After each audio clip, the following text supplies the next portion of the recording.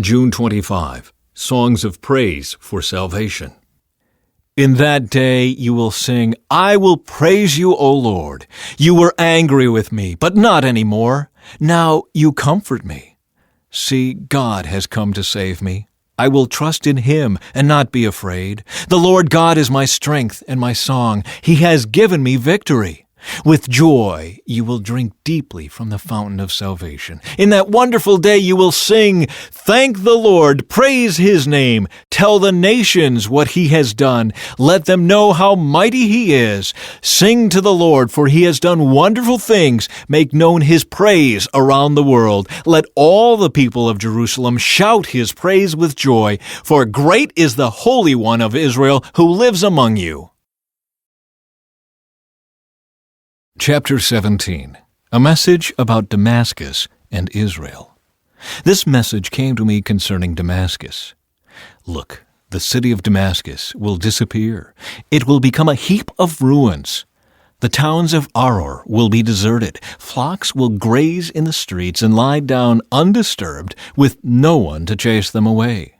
The fortified towns of Israel will also be destroyed, and the royal power of Damascus will end.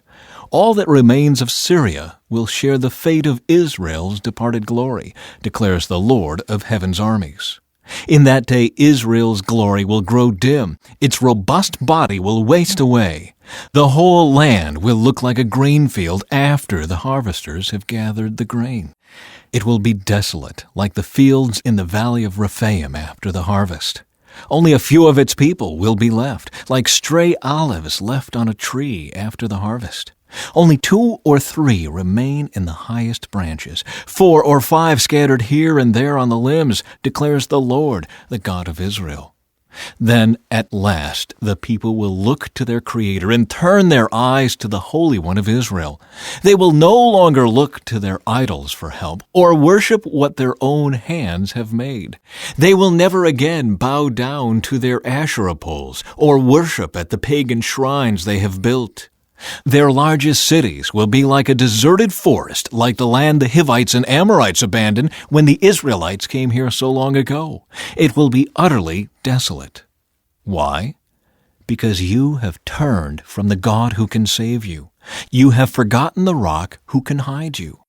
So you may plant the finest grapevines and import the most expensive seedlings. They may sprout on the day you set them out. Yes, they may blossom on the very morning you plant them, but you will never pick any grapes from them. Your only harvest will be a load of grief and unrelieved pain. Listen, the armies of many nations roar like the roaring of the sea. Hear the thunder of the mighty forces as they rush forward like thundering waves. But though they thunder like breakers on a beach, God will silence them, and they will run away. They will flee like chaff scattered by the wind, like a tumbleweed whirling before a storm. In the evening Israel waits in terror, but by dawn its enemies are dead. This is the just reward of those who plunder us, a fitting end for those who destroy us. Ahaz closes the temple. At that time, King Ahaz of Judah asked the king of Assyria for help. The armies of Edom had again invaded Judah and taken captives, and the Philistines had raided towns located in the foothills of Judah and in the Negev of Judah. They had already captured and occupied Beth-Shemesh, Ajalon, Gederoth, Soko with its villages, Timnah with its villages, and Gimzo with its villages. The Lord was humbling Judah because of King Ahaz of Judah, for he had encouraged his people to sin and had been utterly unfaithful to the Lord. So when King Tiglath-Pileser of Assyria arrived, he attacked Ahaz instead of helping him. Ahaz took valuable items from the Lord's temple, the royal palace, and from the homes of his officials, and gave them to the king of Assyria as tribute. But this did not help him. King Ahaz then went to Damascus to meet with King Tiglath-Pileser of Assyria. While he was there, he took special note of the altar. Then he sent a model of the altar to Uriah the priest, along with its design in full detail. Uriah followed the king's instructions and built an altar just like it, and it was ready before the king returned from Damascus. When the king returned, he inspected the altar and made offerings on it. He presented a burnt offering and a grain offering. He poured out a liquid offering, and he sprinkled the blood of peace offerings on the altar. Then King Ahaz removed the old bronze altar from its place in front of the Lord's temple between the entrance and the new altar, and placed it on the north side of the new altar. He told Uriah the priest, "Use the new altar for the morning sacrifices of burnt offering, the evening grain offering, the king's burnt offering and grain offering, and the burnt offerings of all the people, as well as their grain offerings and liquid offerings. Sprinkle the blood from all the burnt offerings and sacrifices on the new altar. The bronze altar will be for my personal use only." Uriah the priest did just as King Ahaz commanded him. Then the king removed the side panels and basins from the portable water carts. He also removed the great bronze basin called the sea from the backs of the bronze oxen and placed it on the stone pavement. In deference to the king of Assyria, he also removed the canopy that had been constructed inside the palace for use on the Sabbath day, as well as the king's outer entrance to the temple of the Lord. Even during this time of trouble, King Ahaz continued to reject the Lord. He offered sacrifices to the gods of Damascus who had defeated him, for he said, "Since these gods helped the kings of Aram, they will help me too if I sacrifice to them."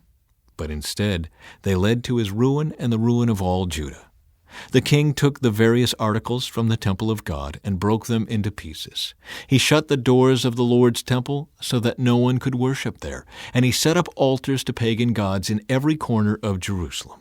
He made pagan shrines in all the towns of Judah for offering sacrifices to other gods. In this way he aroused the anger of the Lord, the God of his ancestors. Hezekiah rules in Judah. Hezekiah, son of Ahaz, began to rule over Judah in the 3rd year of King Hoshea's reign in Israel. He was 25 years old when he became king, and he reigned in Jerusalem 29 years. His mother was Abijah, the daughter of Zechariah. He did what was pleasing in the Lord's sight, just as his ancestor David had done.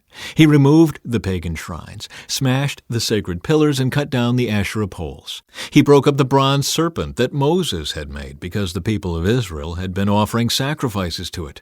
The bronze serpent was called Nehushtan. Hezekiah trusted in the Lord, the God of Israel. There was no one like him among all the kings of Judah, either before or after his time. He remained faithful to the Lord in everything, and he carefully obeyed all the commands the Lord had given Moses. So the Lord was with him, and Hezekiah was successful in everything he did. He revolted against the king of Assyria and refused to pay him tribute. He also conquered the Philistines as far distant as Gaza and its territory, from their smallest outpost to their largest walled city. Hezekiah was 25 years old when he became the king of Judah, and he reigned in Jerusalem 29 years. His mother was Abijah, the daughter of Zechariah. He did what was pleasing in the Lord's sight, just as his ancestor David had done. End of Pekah's reign. Then Hoshea, son of Elah, conspired against Pekah and assassinated him. He began to rule over Israel in the 20th year of Jotham, son of Uzziah. The rest of the events in Pekah's reign and everything he did are recorded in the book of the history of the kings of Israel. Hoshea rules in Israel. Hoshea, son of Elah, began to rule over Israel in the 12th year of King Ahaz's reign in Judah. He reigned in Samaria 9 years. He did what was evil in the Lord's sight, but not to the same extent as the kings of Israel who ruled before him. King Shalmaneser of Assyria attacked King Hoshea, so Hoshea was forced to pay heavy tribute to Assyria. But Hoshea stopped paying the annual tribute and conspired against the king of Assyria by asking King So of Egypt to help him shake free of Assyria's power. When the king of Assyria discovered this treachery, he seized Hoshea and put him in prison.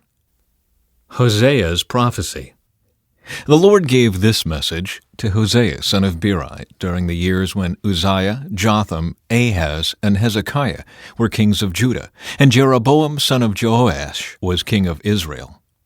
Hosea's wife and children.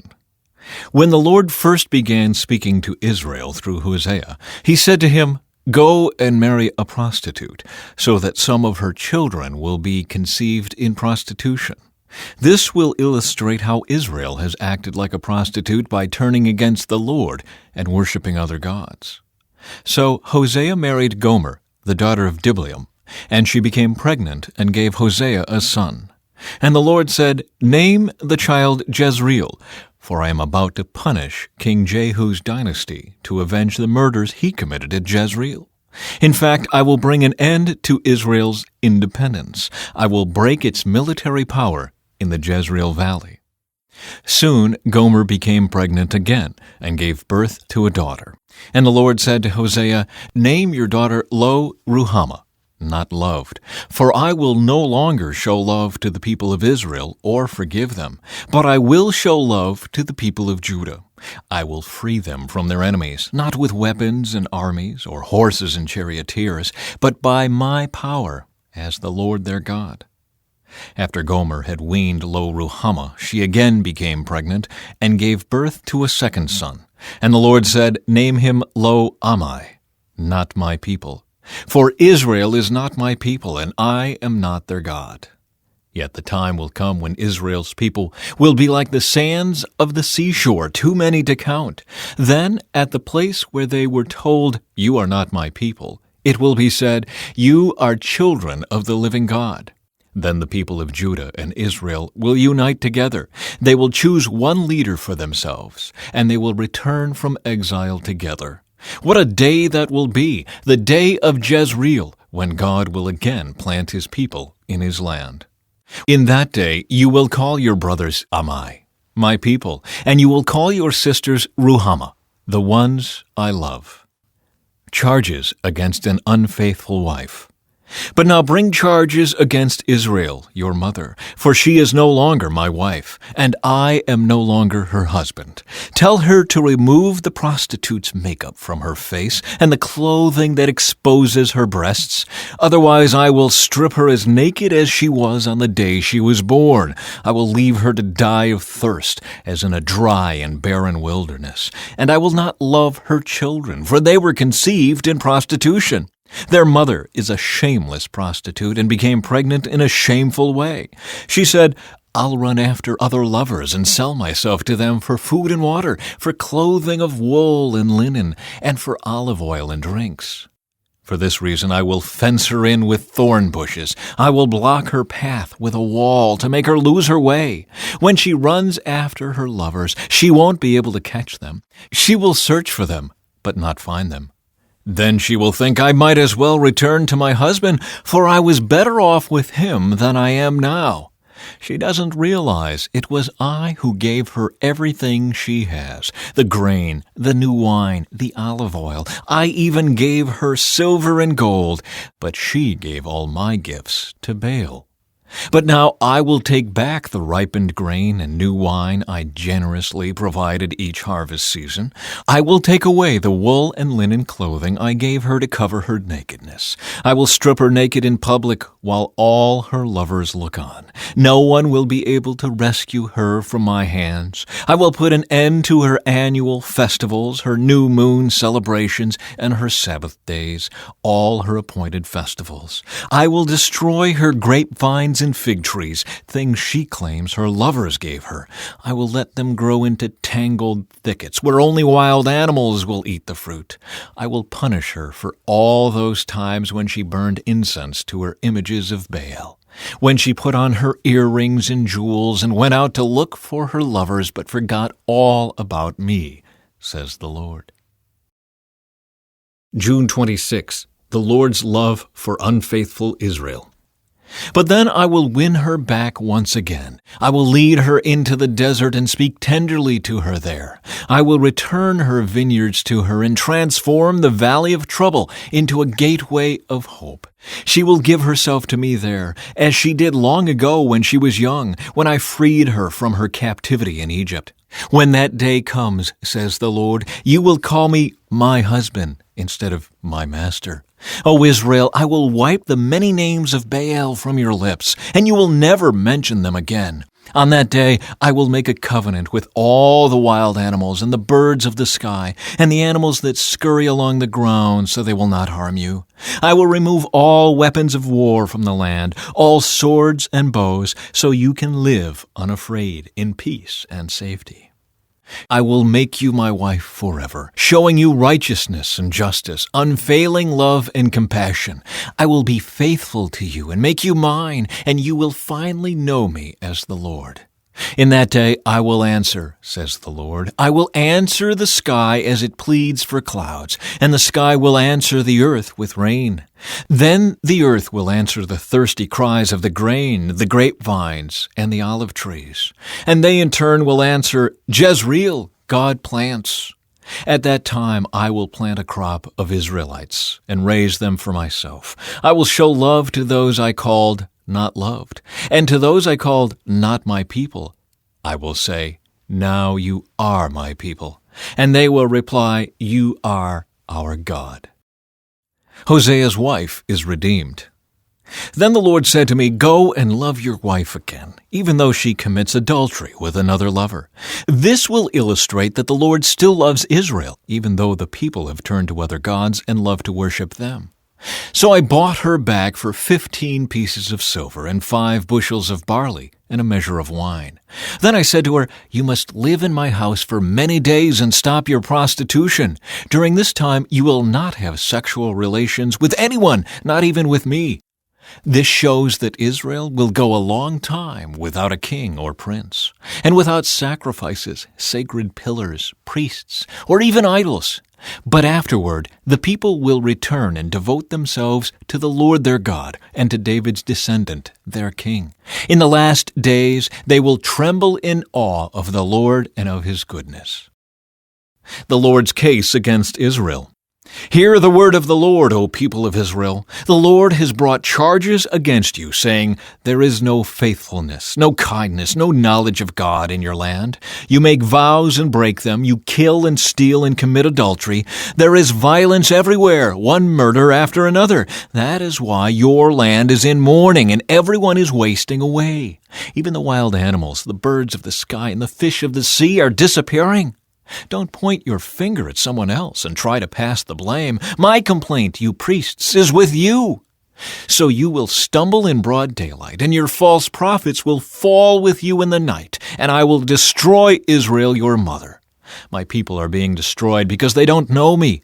Since you priests refuse to know me, I refuse to recognize you as my priests. Since you have forgotten the laws of your God, I will forget to bless your children. The more priests there are, the more they sin against me. They have exchanged the glory of God for the shame of idols. When the people bring their sin offerings, the priests get fed. So the priests are glad when the people sin. And what the priests do, the people also do. So now I will punish both priests and people for their wicked deeds. They will eat and still be hungry. They will play the prostitute and gain nothing from it, for they have deserted the Lord to worship other gods. Wine has robbed my people of their understanding. They ask a piece of wood for advice. They think a stick can tell them the future. Longing after idols has made them foolish. They have played the prostitute, serving other gods and deserting their God. They offer sacrifices to idols on the mountaintops. They go up into the hills to burn incense in the pleasant shade of oaks, poplars, and terebinth trees. That is why your daughters turn to prostitution and your daughters-in-law commit adultery. But why should I punish them for their prostitution and adultery? For your men are doing the same thing, sinning with whores and shrine prostitutes. Oh, foolish people, you refuse to understand, so you will be destroyed.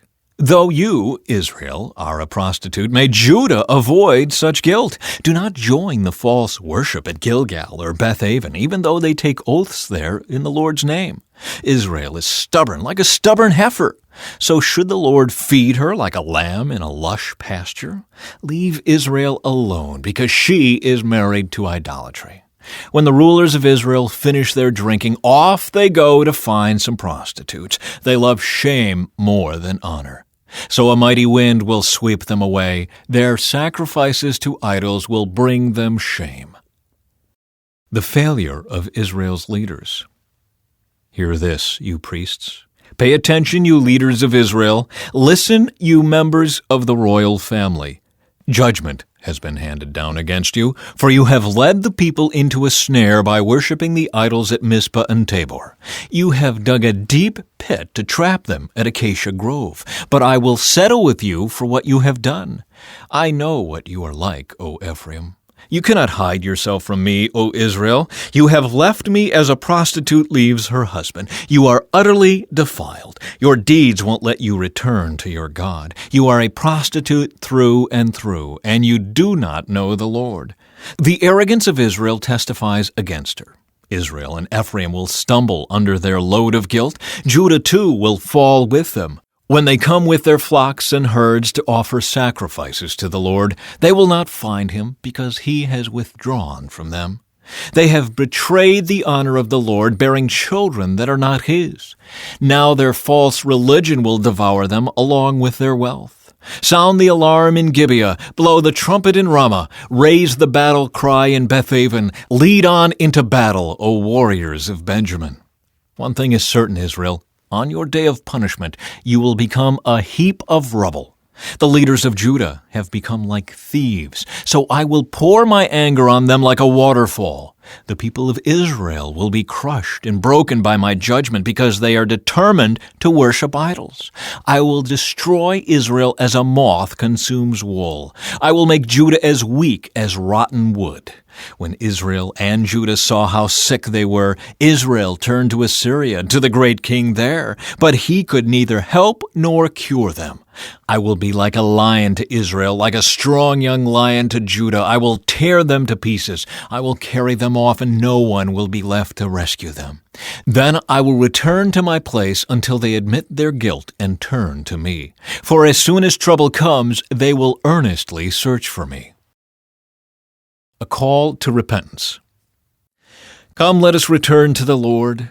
He has torn us to pieces. Now he will heal us. He has injured us. Now he will bandage our wounds. In just a short time, he will restore us so that we may live in his presence. Oh, that we might know the Lord. Let us press on to know him.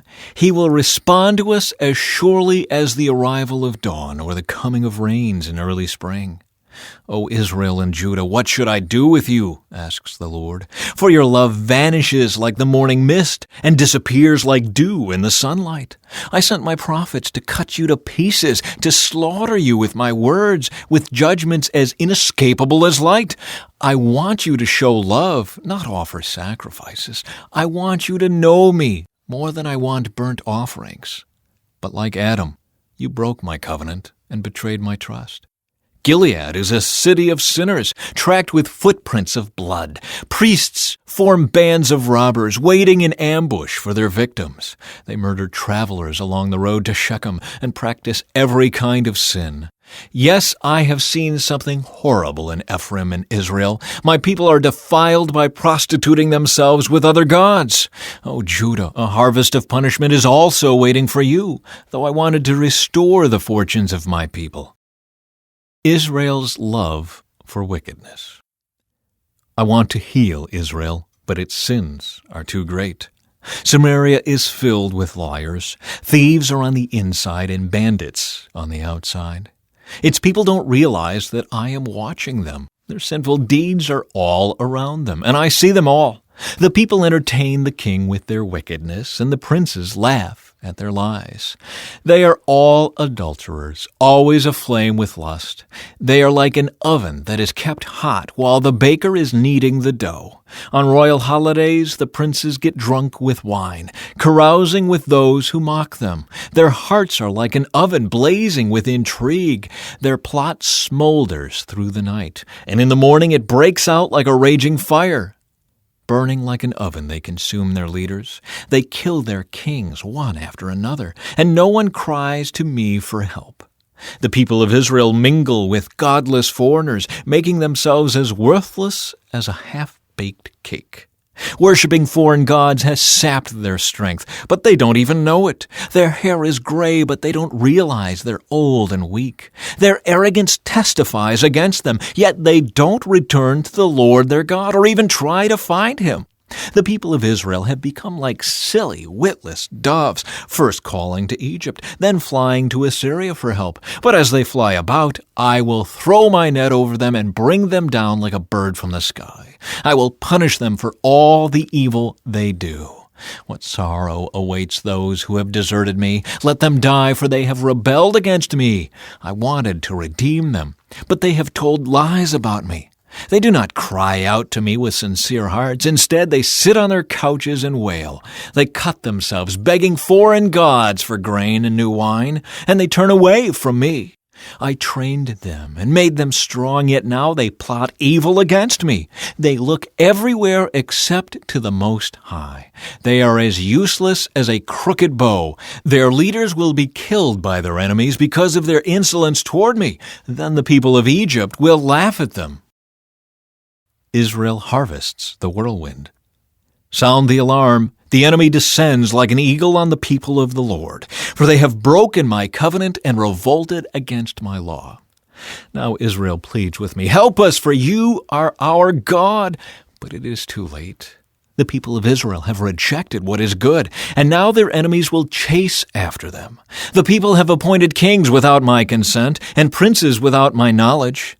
By making idols for themselves from their silver and gold, they have brought about their own destruction. O Samaria, I reject this calf, this idol you have made. My fury burns against you. How long will you be incapable of innocence? This calf you worship, O Israel, was crafted by your own hands. It is not God. Therefore it must be smashed to bits. They have planted the wind and will harvest the whirlwind. The stalks of grain wither and produce nothing to eat, and even if there is any grain, foreigners will eat it. The people of Israel have been swallowed up. They lie among the nations like an old discarded pot. Like a wild donkey looking for a mate, they have gone up to Assyria. The people of Israel have sold themselves to many lovers. But though they have sold themselves to many allies, I will now gather them together for judgment. Then they will writhe under the burden of the great king. Israel has built many altars to take away sin, but these very altars became places for sinning. Even though I gave them all my laws, they act as if those laws don't apply to them. The people of Israel love their rituals of sacrifice, but to me, their sacrifices are all meaningless. I will hold my people accountable for their sins, and I will punish them. They will return to Egypt. Israel has forgotten its Maker and built great palaces, and Judah has fortified its cities. Therefore I will send down fire on their cities and will burn up their fortresses. June 27. Hosea announces Israel's punishment. O people of Israel, do not rejoice as other nations do. For you have been unfaithful to your God, hiring yourselves out like prostitutes, worshiping other gods on every threshing floor. So now your harvests will be too small to feed you. There will be no grapes for making new wine. You may no longer stay here in the Lord's land. Instead, you will return to Egypt. And in Assyria you will eat food that is ceremonially unclean.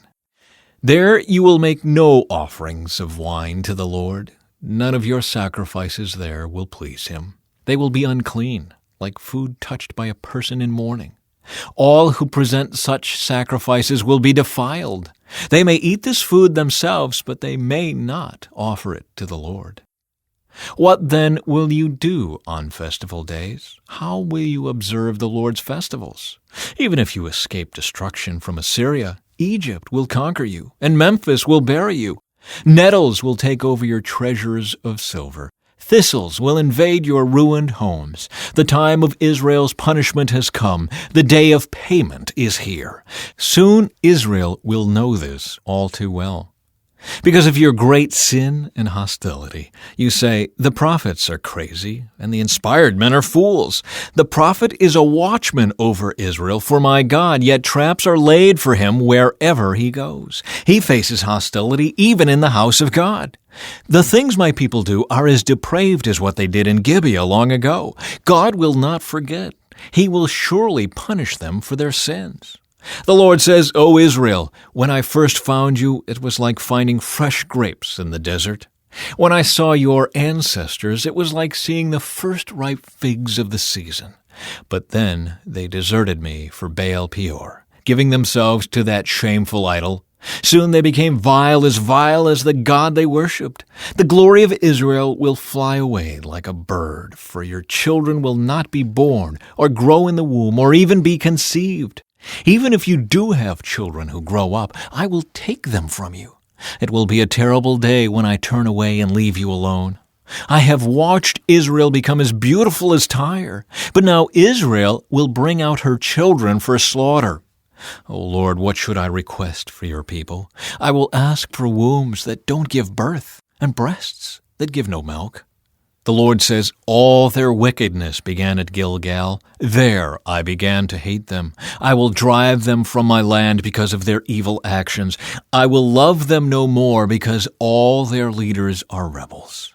The people of Israel are struck down. Their roots are dried up, and they will bear no more fruit. And if they give birth, I will slaughter their beloved children. My God will reject the people of Israel because they will not listen or obey. They will be wanderers, homeless among the nations. The Lord's judgment against Israel. How prosperous Israel is, a luxuriant vine loaded with fruit. But the richer the people get, the more pagan altars they build. The more bountiful their harvests, the more beautiful their sacred pillars. The hearts of the people are fickle. They are guilty and must be punished. The Lord will break down their altars and smash their sacred pillars. Then they will say, we have no king because we didn't fear the Lord. But even if we had a king, what could he do for us anyway? They spout empty words and make covenants they don't intend to keep. So injustice springs up among them like poisonous weeds in a farmer's field. The people of Samaria tremble in fear for what might happen to their calf idol at Bethaven. The people mourn and the priests wail, because its glory will be stripped away. This idol will be carted away to Assyria, a gift to the great king there. Ephraim will be ridiculed and Israel will be shamed, because its people have trusted in this idol.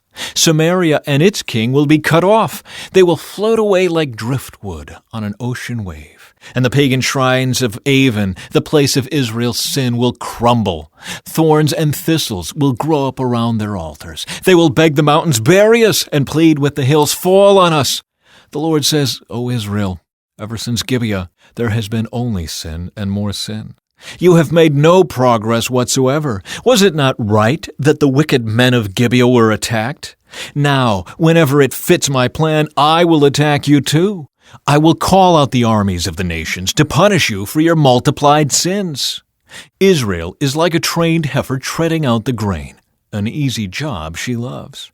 But I will put a heavy yoke on her tender neck. I will force Judah to pull the plow, and Israel to break up the hard ground. I said, plant the good seeds of righteousness, and you will harvest a crop of love. Plow up the hard ground of your hearts, for now is the time to seek the Lord, that he may come and shower righteousness upon you. But you have cultivated wickedness and harvested a thriving crop of sins. You have eaten the fruit of lies, trusting in your military might, believing that great armies could make your nation safe. Now the terrors of war will rise among your people. All your fortifications will fall, just as when Shalman destroyed Beth Arbel. Even mothers and children were dashed to death there.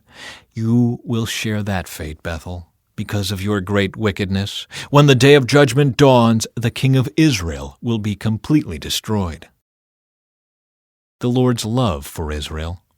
When Israel was a child, I loved him, and I called my son out of Egypt. But the more I called to him, the farther he moved from me, offering sacrifices to the images of Baal and burning incense to idols. I myself taught Israel how to walk, leading him along by the hand.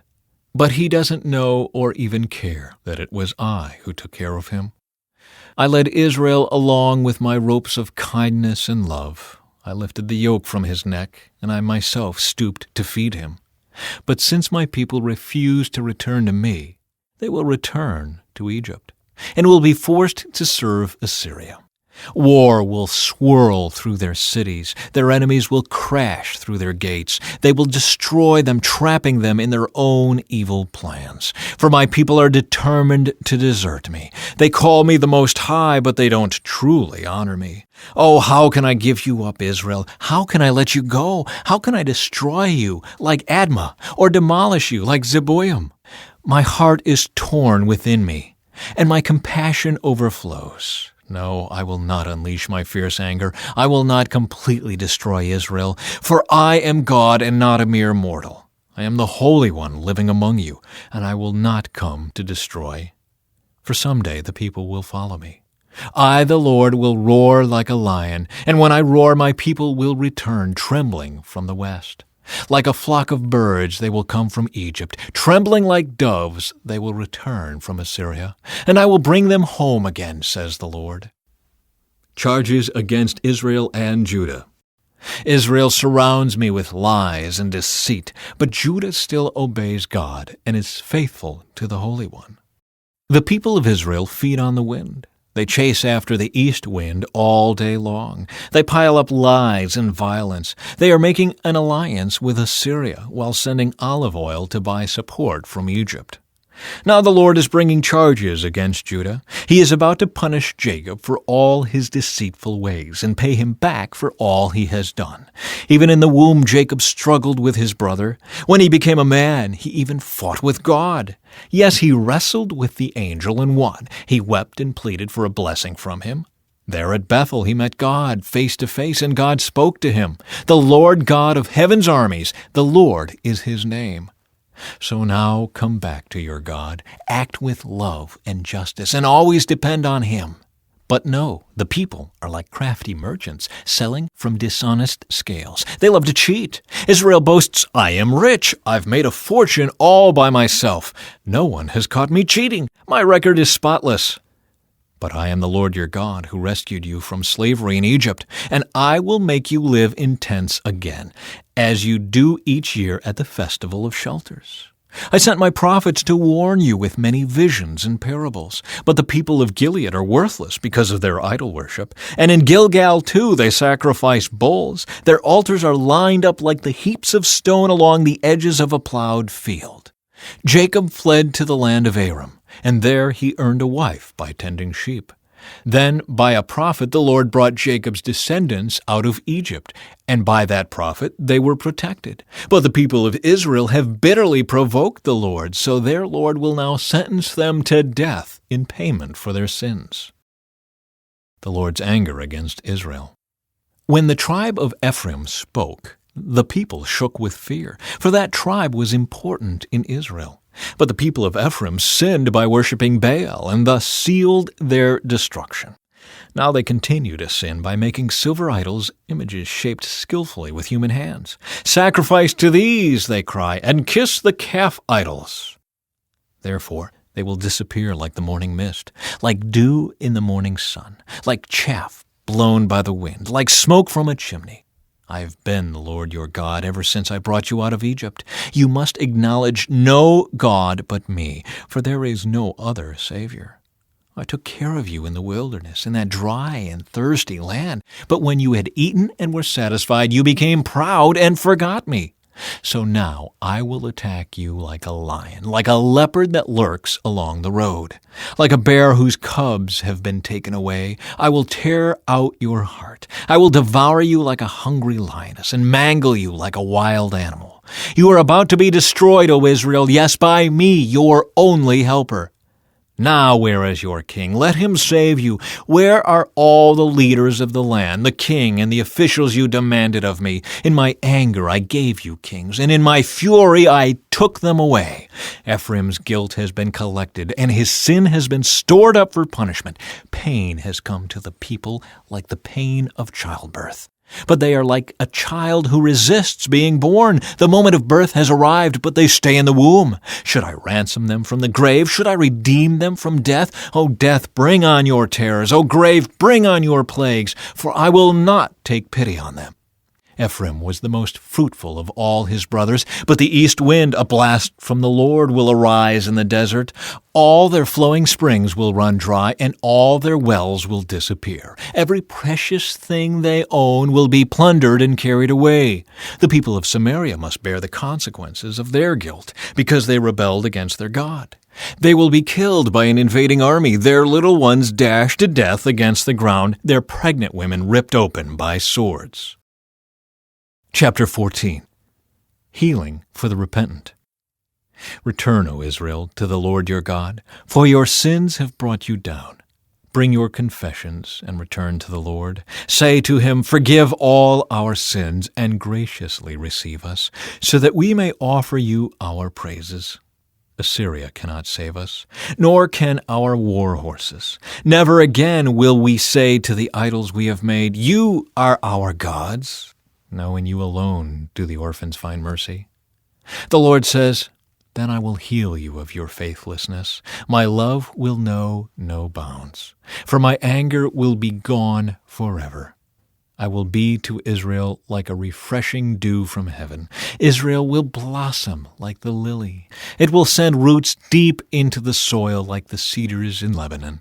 Its branches will spread out like beautiful olive trees, as fragrant as the cedars of Lebanon.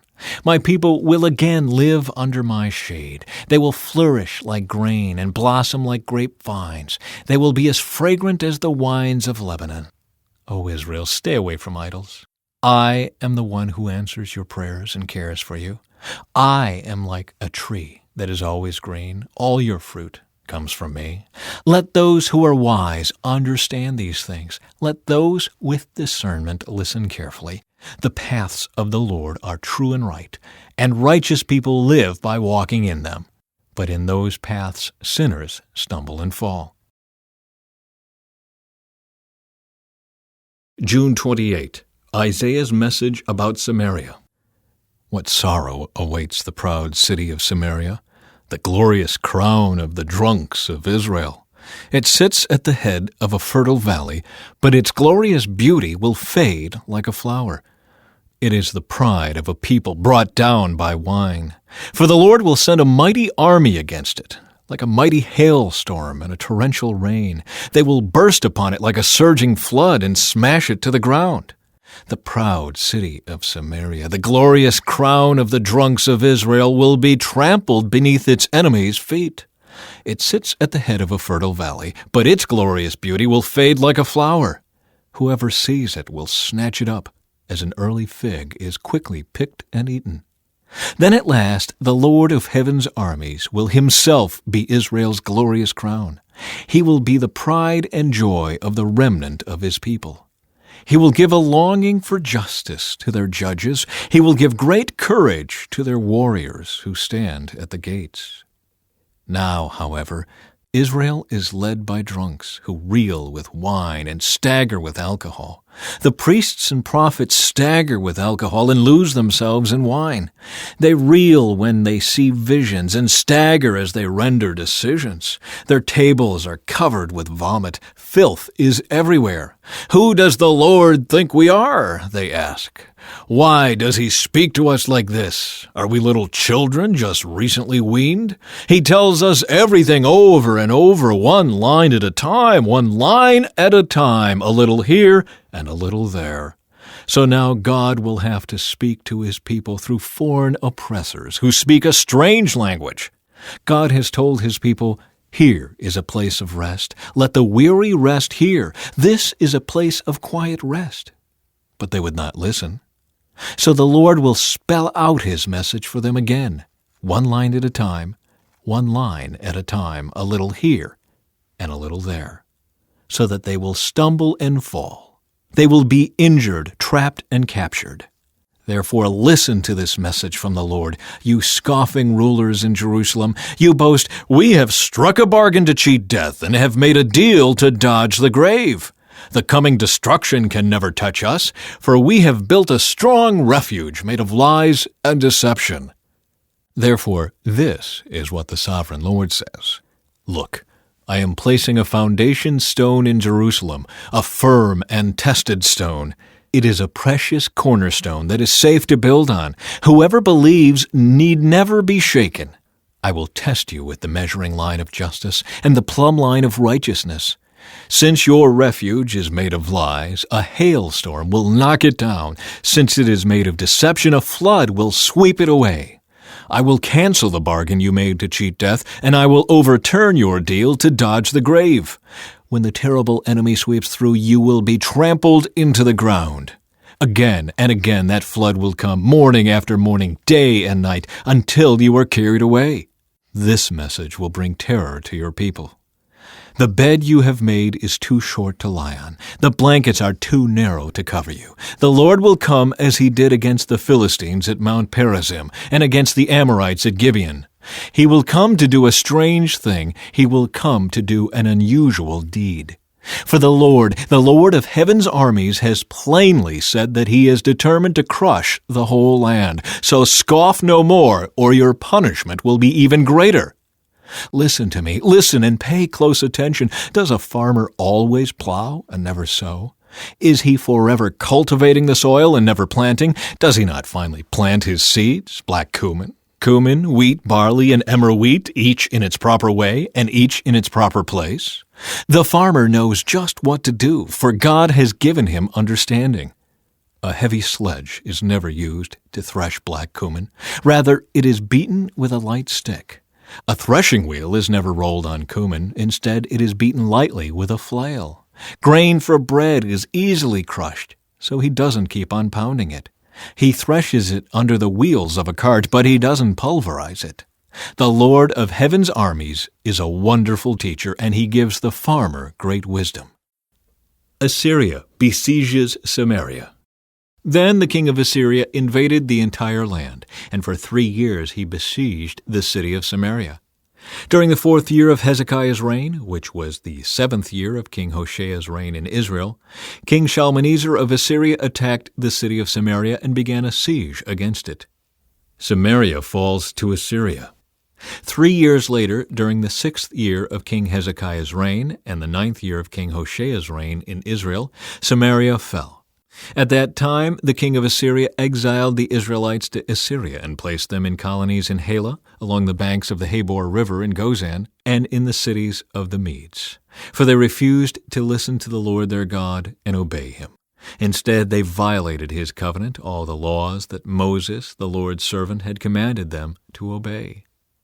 Finally, in the 9th year of King Hosea's reign, Samaria fell, and the people of Israel were exiled to Assyria. They were settled in colonies in Halah, along the banks of the Habor River in Gozan, and in the cities of the Medes. This disaster came upon the people of Israel because they worshipped other gods.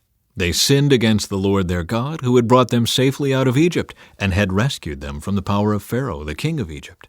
They had followed the practices of the pagan nations the Lord had driven from the land ahead of them, as well as the practices the kings of Israel had introduced. The people of Israel had also secretly done many things that were not pleasing to the Lord their God. They built pagan shrines for themselves in all their towns, from the smallest outpost to the largest walled city.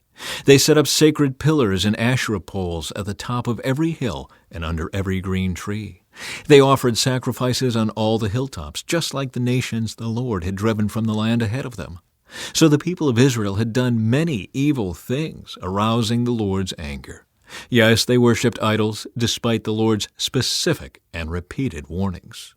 Again and again, the Lord had sent his prophets and seers to warn both Israel and Judah, "Turn from all your evil ways, obey my commands and decrees, the entire law that I commanded your ancestors to obey, and that I gave you through my servants, the prophets." But the Israelites would not listen. They were as stubborn as their ancestors who had refused to believe in the Lord their God. They rejected his decrees and the covenant he had made with their ancestors, and they despised all his warnings. They worshipped worthless idols, so they became worthless themselves. They followed the example of the nations around them, disobeying the Lord's command not to imitate them. They rejected all the commands of the Lord their God and made 2 calves from metal. They set up an Asherah pole and worshipped Baal and all the forces of heaven. They even sacrificed their own sons and daughters in the fire. They consulted fortune-tellers and practiced sorcery and sold themselves to evil, arousing the Lord's anger. Because the Lord was very angry with Israel, he swept them away from his presence. Only the tribe of Judah remained in the land. But even the people of Judah refused to obey the commands of the Lord their God, for they followed the evil practices that Israel had introduced. The Lord rejected all the descendants of Israel. He punished them by handing them over to their attackers until he had banished Israel from his presence. For when the Lord tore Israel away from the kingdom of David, they chose Jeroboam, son of Nebat, as their king. But Jeroboam drew Israel away from following the Lord and made them commit a great sin. And the people of Israel persisted in all the evil ways of Jeroboam. They did not turn from these sins until the Lord finally swept them away from his presence, just as all his prophets had warned. So Israel was exiled from their land to Assyria, where they remain to this day. Foreigners settle in Israel.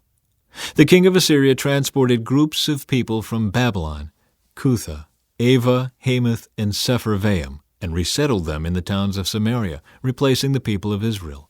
They took possession of Samaria and lived in its towns. But since these foreign settlers did not worship the Lord when they first arrived, the Lord sent lions among them, which killed some of them. So a message was sent to the king of Assyria. The people you have sent to live in the towns of Samaria do not know the religious customs of the God of the land. He has sent lions among them to destroy them because they have not worshipped him correctly. The king of Assyria then commanded, "Send one of the exiled priests back to Samaria. Let him live there and teach the new residents the religious customs of the God of the land." So one of the priests who had been exiled from Samaria returned to Bethel and taught the new residents how to worship the Lord. But these various groups of foreigners also continued to worship their own gods. In town after town where they lived, they placed their idols at the pagan shrines that the people of Samaria had built. Those from Babylon worshipped idols of their god Succoth-Benoth. Those from Cutha worshipped their god Nergal, and those from Hamath worshipped Ashimah. The Avites worshipped their gods Nibhaz and Tartak, and the people from Sepharvaim even burned their own children as sacrifices to their gods Adramelech and Anamelech. These new residents worshipped the Lord, but they also appointed from among themselves all sorts of people as priests to offer sacrifices at their places of worship. And though they worshipped the Lord, they continued to follow their own gods according to the religious customs of the nations from which they came. And this is still going on today. They continue to follow their former practices instead of truly worshiping the Lord and obeying the decrees, regulations, instructions, and commands he gave the descendants of Jacob, whose name he changed to Israel. For the Lord had made a covenant with the descendants of Jacob and commanded them, "Do not worship any other gods or bow before them or serve them or offer sacrifices to them, but worship only the Lord, who brought you out of Egypt with great strength and a powerful arm. Bow down to him alone and offer sacrifices only to him. Be careful at all times to obey the decrees, regulations, instructions, and commands that he wrote for you. You must not worship other gods. Do not forget the covenant I made with you, and do not worship other gods. You must worship only the Lord your God. He is the one who will rescue you from all your enemies." But the people would not listen and continued to follow their former practices. So while these new residents worshipped the Lord, they also worshipped their idols, and to this day their descendants do the same. Isaiah's message for rebellious Judah. These are the visions that Isaiah son of Amos saw concerning Judah and Jerusalem. He saw these visions during the years when Uzziah, Jotham, Ahaz, and Hezekiah were kings of Judah. A message for rebellious Judah. Listen, O heavens, pay attention, earth. This is what the Lord says. The children I raised and cared for have rebelled against me. Even an ox knows its owner, and a donkey recognizes its master's care. But Israel doesn't know its master. My people don't recognize my care for them. Oh, what a sinful nation they are, loaded down with a burden of guilt. They are evil people, corrupt children who have rejected the Lord. They have despised the Holy One of Israel and turned their backs on him. Why do you continue to invite punishment? Must you rebel forever? Your head is injured, and your heart is sick. You are battered from head to foot, covered with bruises, welts, and infected wounds, without any soothing ointments or bandages. Your country lies in ruins, and your towns are burned. Foreigners plunder your fields before your eyes and destroy everything they see. Beautiful Jerusalem stands abandoned, like a watchman's shelter in a vineyard, like a lean-to in a cucumber field after the harvest, like a helpless city under siege. If the Lord of heaven's armies had not spared a few of us, we would have been wiped out like Sodom, destroyed like Gomorrah. Listen to the Lord, you leaders of Sodom. Listen to the law of our God, people of Gomorrah. What makes you think I want all your sacrifices, says the Lord? I am sick of your burnt offerings of rams and the fat of fattened cattle. I get no pleasure from the blood of bulls and lambs and goats. When you come to worship me, who asked you to parade through my courts with all your ceremony? Stop bringing me your meaningless gifts. The incense of your offerings disgusts me. As for your celebrations of the new moon and the Sabbath and your special days for fasting, they are all sinful and false. I want no more of your pious meetings. I hate your new moon celebrations and your annual festivals. They are a burden to me. I cannot stand them. When you lift up your hands in prayer, I will not look. Though you offer many prayers, I will not listen, for your hands are covered with the blood of innocent victims. Wash yourselves and be clean. Get your sins out of my sight. Give up your evil ways. Learn to do good. Seek justice. Help the oppressed. Defend the cause of orphans. Fight for the rights of widows. Come now, let's settle this, says the Lord. Though your sins are like scarlet, I will make them as white as snow. Though they are red like crimson, I will make them as white as wool. If you will only obey me, you will have plenty to eat. But if you turn away and refuse to listen, you will be devoured by the sword of your enemies. I, the Lord, have spoken. June 29. Unfaithful Jerusalem. See how Jerusalem, once so faithful, has become a prostitute. Once the home of justice and righteousness, she is now filled with murderers. Once like pure silver, you have become like worthless slag. Once so pure, you are now like watered-down wine. Your leaders are rebels, the companions of thieves. All of them love bribes and demand payoffs, but they refuse to defend the cause of orphans or fight for the rights of widows. Therefore, the Lord of heaven's armies, the mighty one of Israel, says, I will take revenge on my enemies and pay back my foes. I will raise my fist against you. I will melt you down and skim off your slag. I will remove all your impurities. Then I will give you good judges again and wise counselors like you used to have.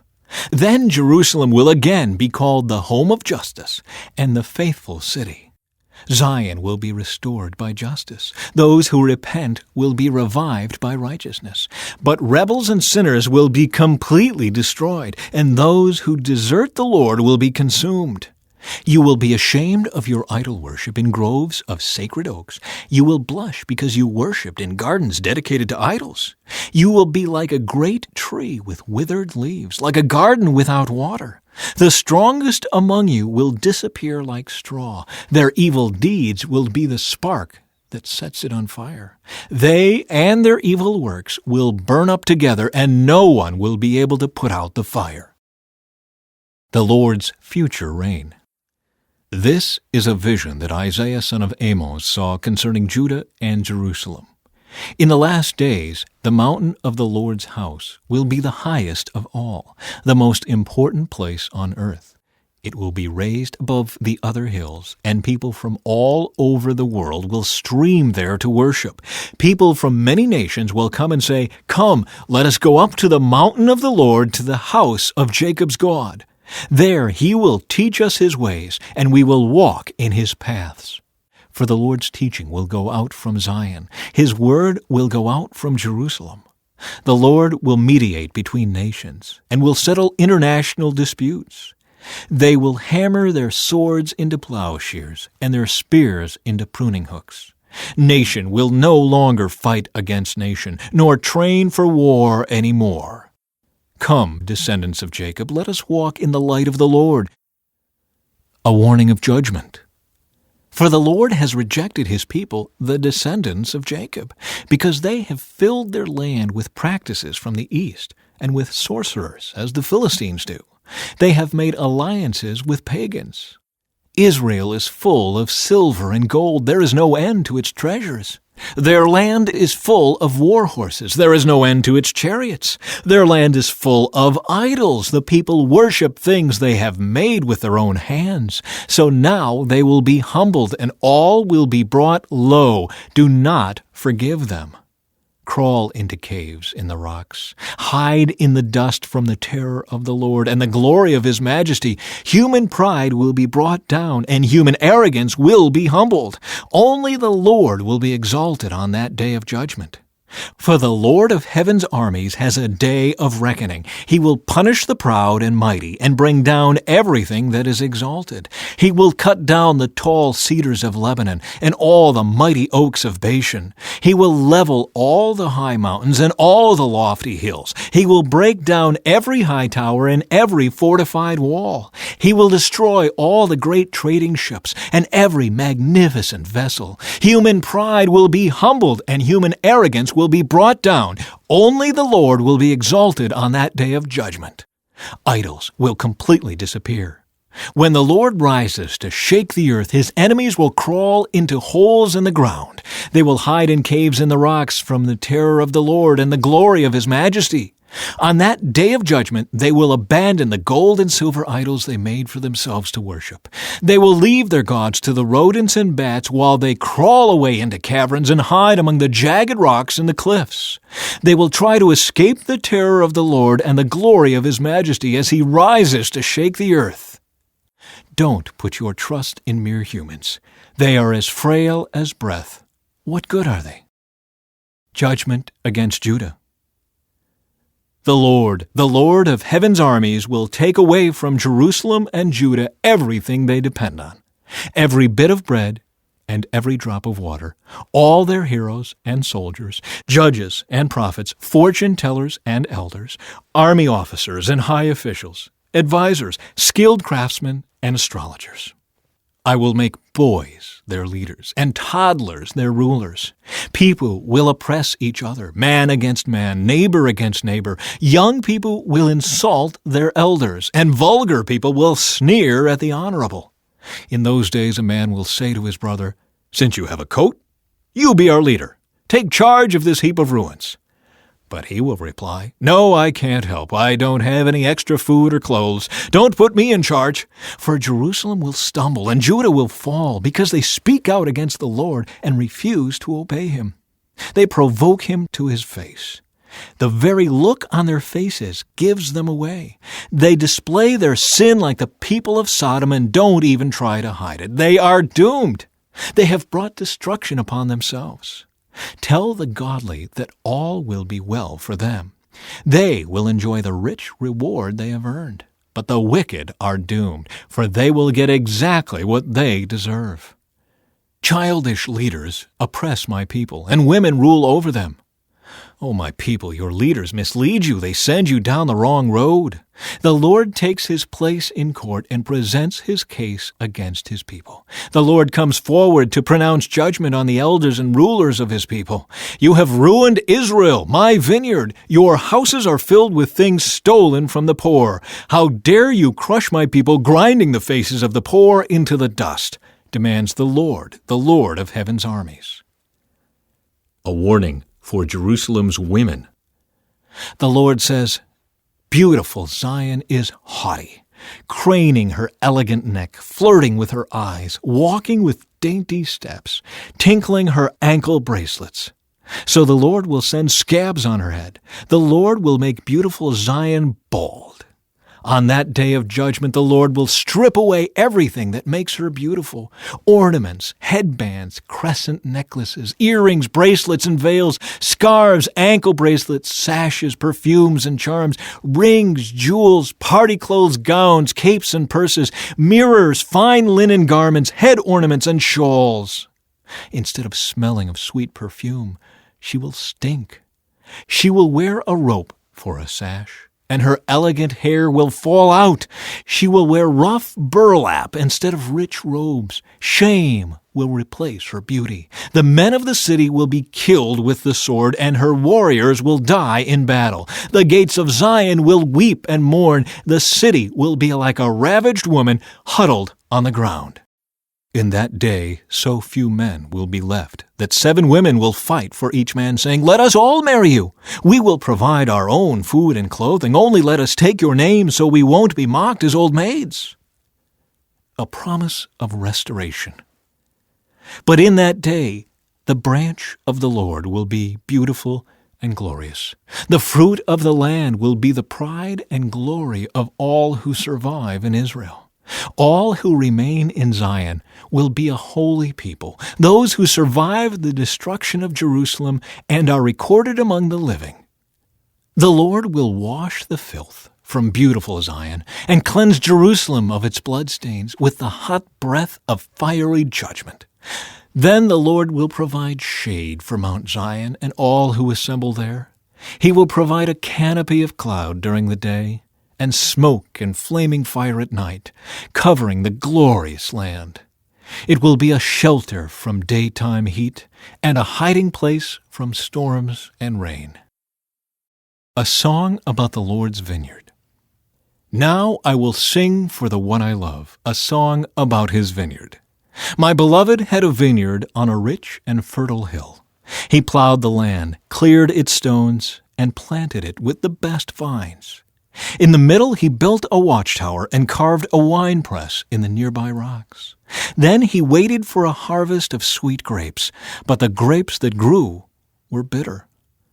Now, you people of Jerusalem and Judah, you judge between me and my vineyard. What more could I have done for my vineyard that I have not already done? When I expected sweet grapes, why did my vineyard give me bitter grapes? Now let me tell you what I will do to my vineyard. I will tear down its hedges and let it be destroyed. I will break down its walls and let the animals trample it. I will make it a wild place where the vines are not pruned and the ground is not hoed, a place overgrown with briars and thorns. I will command the clouds to drop no rain on it. The nation of Israel is the vineyard of the Lord of heaven's armies. The people of Judah are his pleasant garden. He expected a crop of justice, but instead he found oppression. He expected to find righteousness, but instead he heard cries of violence. Judah's guilt and judgment. What sorrow for you who buy up house after house and field after field until everyone is evicted and you live alone in the land. But I have heard the Lord of heaven's armies swear a solemn oath. Many houses will stand deserted, even beautiful mansions will be empty. 10 acres of vineyard will not produce even 6 gallons of wine. 10 baskets of seed will yield only 1 basket of grain. What sorrow for those who get up early in the morning looking for a drink of alcohol and spend long evenings drinking wine to make themselves flaming drunk.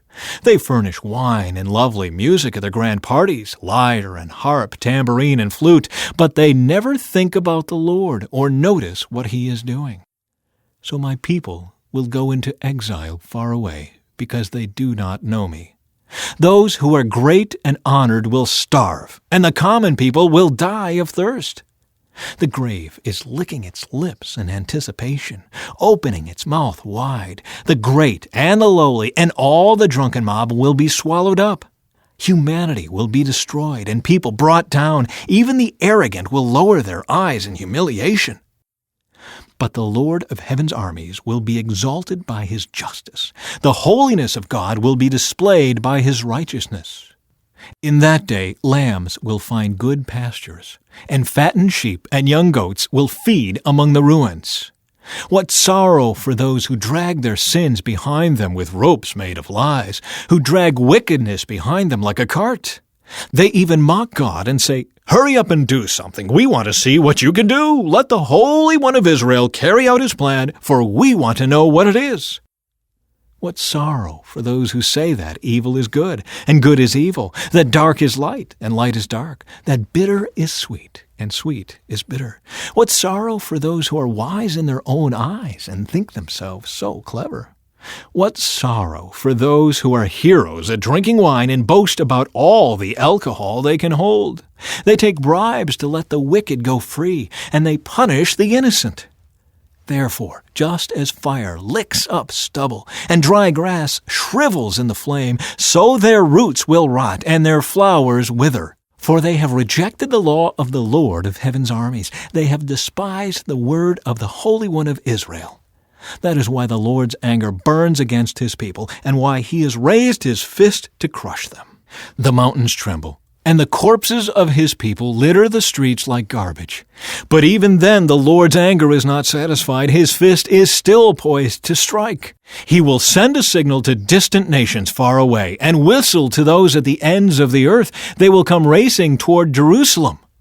They will not get tired or stumble. They will not stop for rest or sleep. Not a belt will be loose, not a sandal strap broken. Their arrows will be sharp, and their bows ready for battle. Sparks will fly from their horses' hooves, and the wheels of their chariots will spin like a whirlwind. They will roar like lions, like the strongest of lions, growling. They will pounce on their victims and carry them off, and no one will be there to rescue them. They will roar over their victims on that day of destruction like the roaring of the sea. If someone looks across the land, only darkness and distress will be seen. Even the light will be darkened by clouds. June 30. End of Ahaz's reign. The rest of the events in Ahaz's reign and everything he did are recorded in the book of the history of the kings of Judah. When Ahaz died, he was buried with his ancestors in the city of David. Then his son Hezekiah became the next king. From 2 Chronicles. The rest of the events of Ahaz's reign and everything he did from beginning to end are recorded in the book of the kings of Judah and Israel. When Ahaz died, he was buried in Jerusalem, but not in the royal cemetery of the kings of Judah. Then his son Hezekiah became the next king. From Isaiah. A message about Babylon. Isaiah, son of Amoz, received this message concerning the destruction of Babylon. Raise a signal flag on a bare hilltop. Call up an army against Babylon. Wave your hand to encourage them as they march into the palaces of the high and mighty. I, the Lord, have dedicated these soldiers for this task. Yes, I have called mighty warriors to express my anger, and they will rejoice when I am exalted. Hear the noise on the mountains. Listen as the vast armies march. It is the noise and shouting of many nations. The Lord of heaven's armies has called this army together. They come from distant countries, from beyond the farthest horizons. They are the Lord's weapons to carry out his anger. With them he will destroy the whole land. Scream in terror, for the day of the Lord has arrived, the time for the Almighty to destroy. Every arm is paralyzed with fear. Every heart melts, and people are terrified. Pangs of anguish grip them, like those of a woman in labor. They look helplessly at one another, their faces aflame with fear.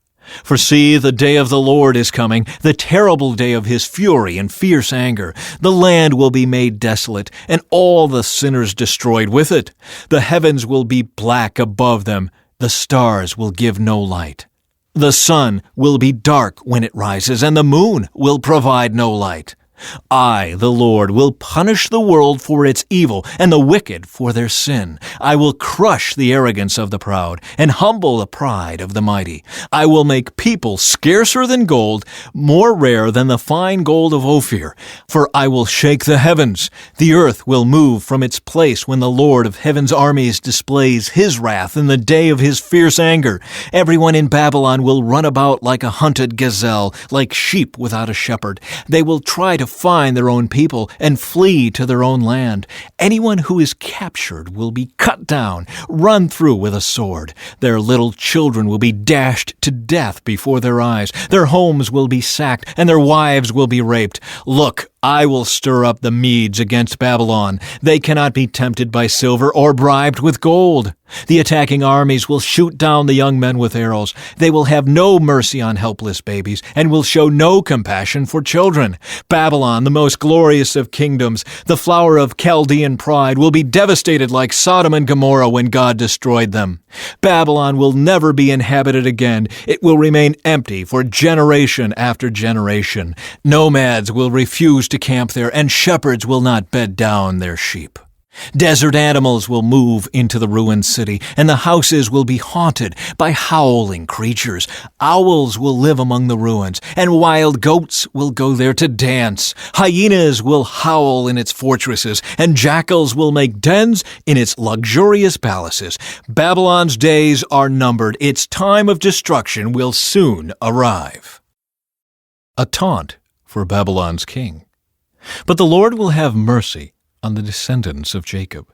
He will choose Israel as his special people once again. He will bring them back to settle once again in their own land. And people from many different nations will come and join them there and unite with the people of Israel. The nations of the world will help the Lord's people to return, and those who come to live in their land will serve them. Those who captured Israel will themselves be captured, and Israel will rule over its enemies. In that wonderful day, when the Lord gives his people rest from sorrow and fear, from slavery and chains, you will taunt the king of Babylon. You will say, "The mighty man has been destroyed. Yes, your insolence is ended. For the Lord has crushed your wicked power and broken your evil rule. You struck the people with endless blows of rage and held the nations in your angry grip with unrelenting tyranny. But finally the earth is at rest and quiet. Now it can sing again. Even the trees of the forest, the cypress trees and the cedars of Lebanon, sing out this joyous song. Since you have been cut down, no one will come now to cut us down. In the place of the dead, there is excitement over your arrival. The spirits of world leaders and mighty kings long dead stand up to see you. With one voice they all cry out, "Now you are as weak as we are. Your might and power were buried with you. The sound of the harp in your palace has ceased. Now maggots are your sheet, and worms your blanket." How you are fallen from heaven, O shining star, son of the morning! You have been thrown down to the earth, you who destroyed the nations of the world. For you said to yourself, "I will ascend to heaven and set my throne above God's stars. I will preside on the mountain of the gods far away in the north. I will climb to the highest heavens and be like the Most High." Instead, you will be brought down to the place of the dead, down to its lowest depths. Everyone there will stare at you and ask, "Can this be the one who shook the earth and made the kingdoms of the world tremble? Is this the one who destroyed the world and made it into a wasteland? Is this the king who demolished the world's greatest cities and had no mercy on his prisoners?" The kings of the nations lie in stately glory, each in his own tomb. But you will be thrown out of your grave like a worthless branch, like a corpse trampled underfoot. You will be dumped into a mass grave with those killed in battle. You will descend to the pit. You will not be given a proper burial, for you have destroyed your nation and slaughtered your people. The descendants of such an evil person will never again receive honor. Kill this man's children. Let them die because of their father's sins. They must not rise and conquer the earth, filling the world with their cities. This is what the Lord of heaven's armies says. I myself have risen against Babylon. I will destroy its children and its children's children, says the Lord. I will make Babylon a desolate place of owls, filled with swamps and marshes. I will sweep the land with the broom of destruction. I, the Lord of heaven's armies, have spoken. A message about Assyria. The Lord of heaven's armies has sworn this oath. It will all happen as I have planned. It will be as I have decided. I will break the Assyrians When they are in Israel, I will trample them on my mountains. My people will no longer be their slaves, nor bow down under their heavy loads. I have a plan for the whole earth, a hand of judgment upon all the nations. The Lord of heaven's armies has spoken. Who can change his plans? When his hand is raised, who can stop him? A message about Philistia. This message came to me the year King Ahaz died. Do not rejoice, you Philistines, that the rod that struck you is broken, that the king who attacked you is dead. For from that snake a more poisonous snake will be born, a fiery serpent to destroy you. I will feed the poor in my pasture. The needy will lie down in peace. But as for you, I will wipe you out with famine and destroy the few who remain. Wail at the gates, weep in the cities, melt with fear, you Philistines. A powerful army comes like smoke from the north. Each soldier rushes forward, eager to fight. What should we tell the Philistine messengers? Tell them the Lord has built Jerusalem. Its walls will give refuge to his oppressed people. A message about Moab. This message came to me concerning Moab. In one night the town of Ar will be leveled, and the city of Kir will be destroyed. Your people will go to their temple in Dibon to mourn. They will go to their sacred shrines to weep. They will wail for the fate of Nebo and Medeba, shaving their heads in sorrow and cutting off their beards. They will wear burlap as they wander the streets. From every home and public square will come the sound of wailing. The people of Heshbon and Elealeh will cry out. Their voices will be heard as far away as Jahaz. The bravest warriors of Moab will cry out in utter terror. They will be helpless with fear. My heart weeps for Moab. Its people flee to Zoar and Egalath-Shalishiah. Weeping, they climb the road to Luith. Their cries of distress can be heard all along the road to Horonaim. Even the waters of Nimrim are dried up. The grassy banks are scorched. The tender plants are gone. Nothing green remains. The people grab their possessions and carry them across the ravine of willows. A cry of distress echoes through the land of Moab, from one end to the other, from Eglaim to Beer-Elam. The stream near Dibon runs red with blood, but I am still not finished with Dibon. Lions will hunt down the survivors, both those who try to escape and those who remain behind. Send lambs from Selah as tribute to the ruler of the land. Send them through the desert to the mountain of beautiful Zion. The women of Moab are left like homeless birds at the shallow crossings of the Arnon River. Help us, they cry. Defend us against our enemies. Protect us from their relentless attack. Do not betray us now that we have escaped. Let our refugees stay among you. Hide them from our enemies until the terror is past. When oppression and destruction have ended and enemy raiders have disappeared, then God will establish one of David's descendants as king. He will rule with mercy and truth. He will always do what is just and be eager to do what is right. We have heard about proud Moab, about its pride and arrogance and rage. But all that boasting has disappeared. The entire land of Moab weeps. Yes, everyone in Moab mourns for the cakes of raisins from Kir-Hareseth. They are all gone now. The farms of Heshbon are abandoned. The vineyards at Sibmah are deserted. The rulers of the nations have broken down Moab, that beautiful grapevine. Its tendrils spread north as far as the town of Jazer and trailed eastward into the wilderness. Its shoots reached so far west that they crossed over the Dead Sea. So now I weep for Jazer and the vineyards of Sibmah.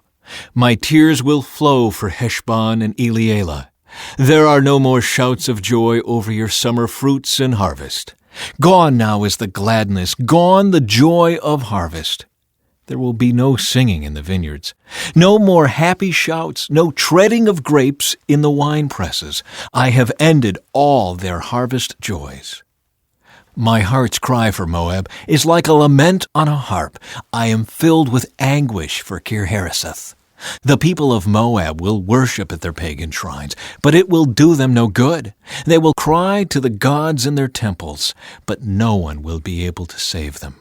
The Lord has already said these things about Moab in the past, but now the Lord says, within 3 years, counting each day, the glory of Moab will be ended.